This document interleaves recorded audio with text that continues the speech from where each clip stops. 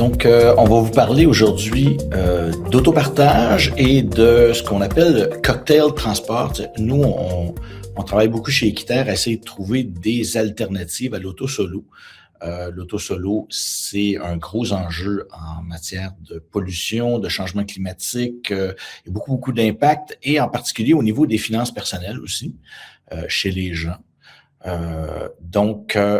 On travaille à trouver des alternatives. On a développé ce qu'on appelle le concept de cocktail transport qui peut s'adapter selon les besoins des gens dans le but de justement sortir de ce paradigme-là de l'auto-solo au Québec.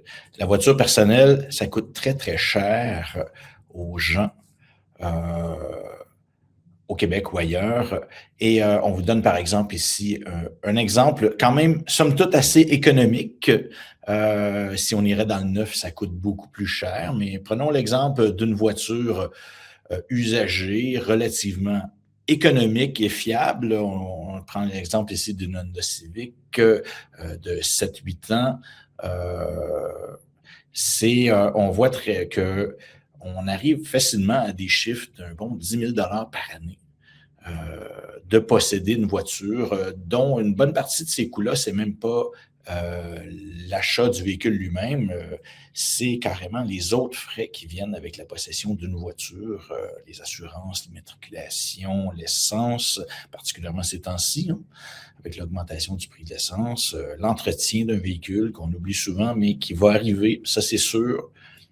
Donc, rouler en voiture au Québec, ça coûte très cher et c'est souvent le paradigme dans lequel les gens croient qu'ils sont pris. Il faut absolument posséder une voiture. Les ménages, souvent même, pensent qu'il faut posséder 2 voitures. La moyenne au Québec, là, c'est 1,6 véhicules par ménage. Donc, des ménages qui possèdent 2 voitures, ils sont légion. La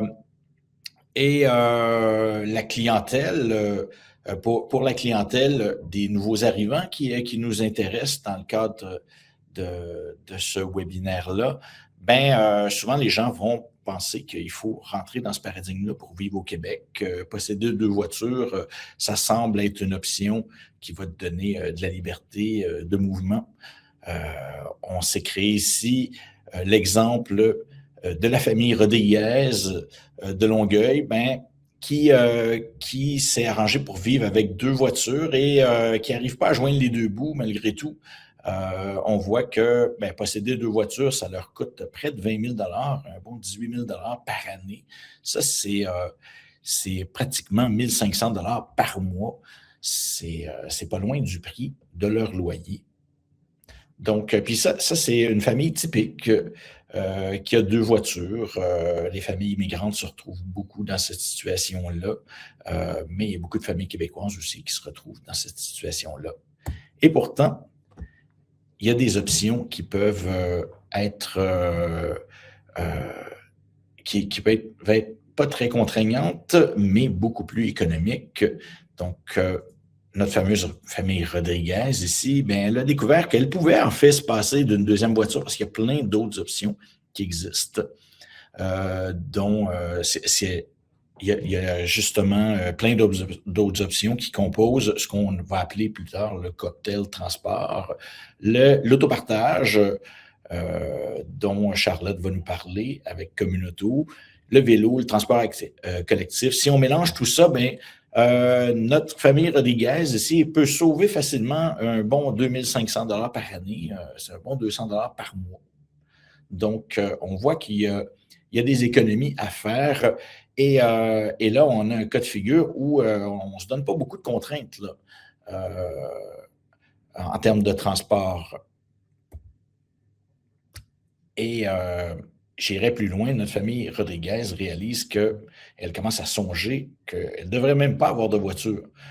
Parce qu'à force de vivre avec le cocktail transport, on s'aperçoit qu'on pourrait très bien ne plus avoir du tout de voiture et c'est là que les économies deviennent extrêmement intéressantes en faisant de Communauto, en faisant de l'autopartage notre véhicule automobile principal et en utilisant les autres modes de transport, l'autobus, le taxi, le vélo, On a un petit cas de figure ici qu'on a imaginé où les économies se montent à près de 8 500 $ par année, là, un bon 700 $ par mois.